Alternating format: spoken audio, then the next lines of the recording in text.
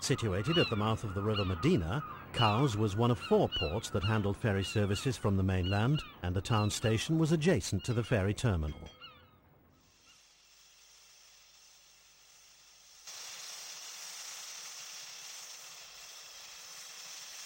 On arrival at Cowes, most of the Gainsborough Model Railway Society Rail Tour passengers boarded a special working to ride, headed by Class 02 No. 16 Ventnor.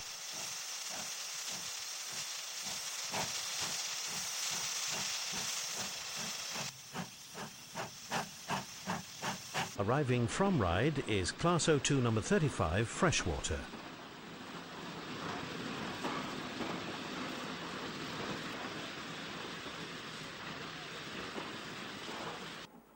Cowes was a terminus station, and gravity shunting was employed to rearrange the stock for the return working to Ryde. After propelling the coaches up the platform, the locomotive would run round the stock, using a crossover at the end of the platform, and under the control of the guard, the coaches were allowed to run back into the station. With this manoeuvre completed, the locomotive would follow the coaches into the station and prepare for departure.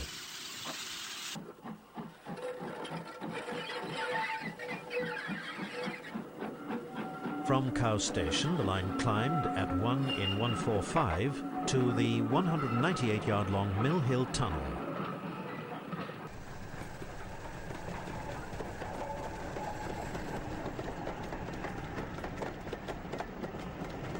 The first major station after leaving Cowes was Newport. On leaving Newport, the line crossed the River Medina before plunging once more into a tunnel.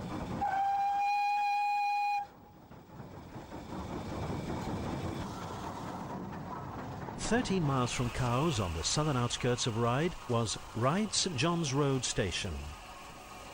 Adjacent to the station was the island's locomotive works, together with a 2-road engine depot which, particularly in the summer months, was a hive of activity.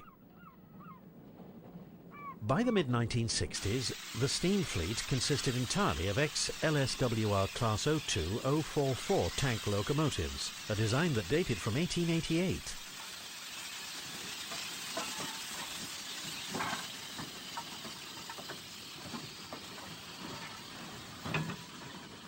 In the 1920s, a shortage of suitable motive power on the island prompted the Southern Railway to transfer 9 of the class from the mainland. They proved to be so successful that a further 14 were sent. Initially, their small coal-carrying capacity was a problem, but eventually all of the island's O2s were fitted with extended bunkers, in addition to the Westinghouse brake system, with the distinctive pump and air reservoir fitted on the left side of the locomotives.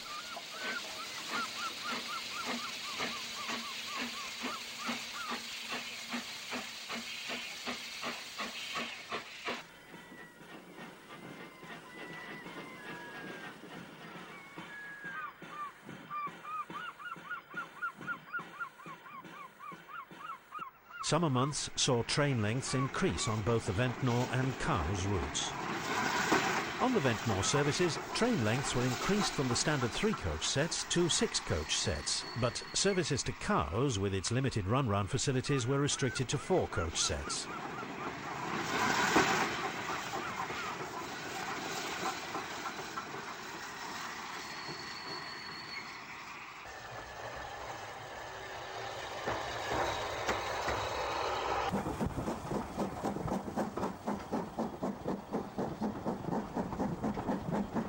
The 1-mile route from Ryde St John's Station to Ryde Esplanade Station was double track, and the approach to Esplanade Station was up a 1 in 50 climb from Esplanade Tunnel.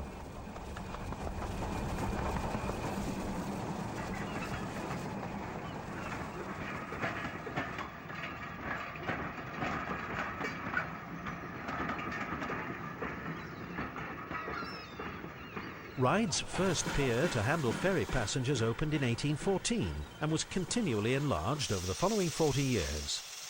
In 1864, a second pier was built, complete with a tramway. This was unsuccessful though, and in 1880 a third pier was added, but on this occasion a standard gauge railway was included.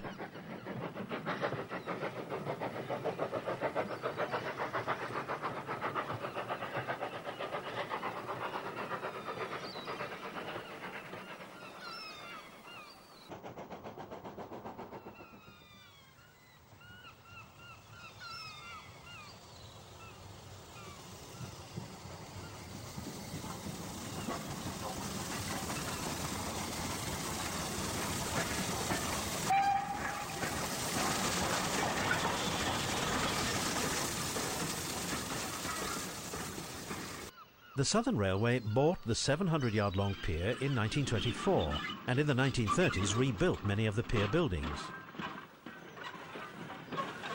Number 35, Freshwater, leaves for the pier station, running bunker first, which was the practice for locomotives working to ride.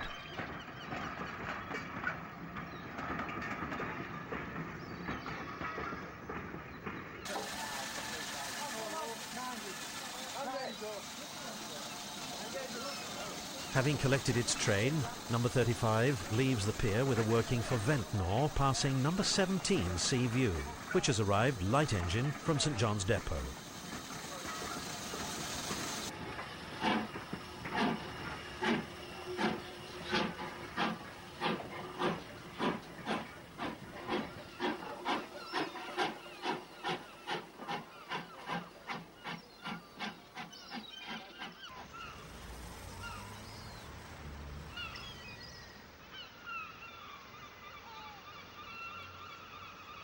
In the 1880s, electric trams had replaced the horse-drawn trams on the 1864 pier, but by 1927 they were worn out and were replaced by Drury-built petrol rail cars. Over many years, a number of ferry operators had run services to the island, but in 1965 a revolutionary method of crossing the Solent appeared when hovercraft services began between Ryde and Southsea. The Saunders Row SRN6 hovercraft carried just 38 passengers, but with a journey time of a mere 15 minutes, it quickly established itself as a favourite with the travelling public.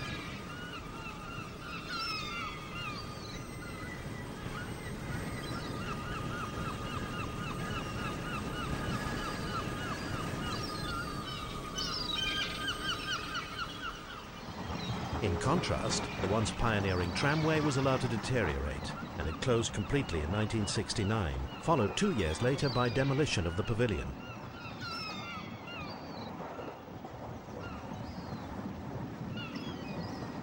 Fortunately, the rundown of what was Britain's first purpose-built pleasure pier was halted when in 1976 it was given listed building status.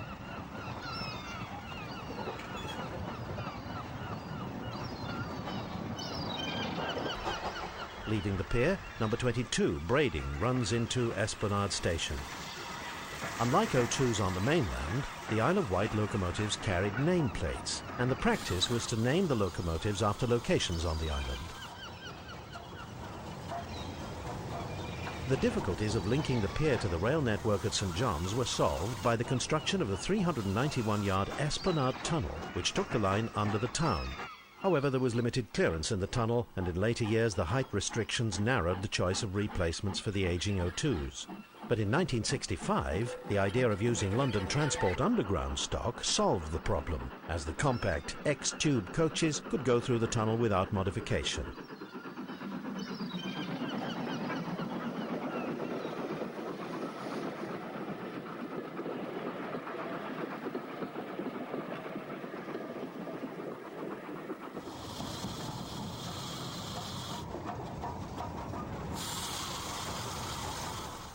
On the approaches to Ryde St John's Station, 2 Ventnor workings pass, clearly indicating the practice of working smoke box first away from Ryde.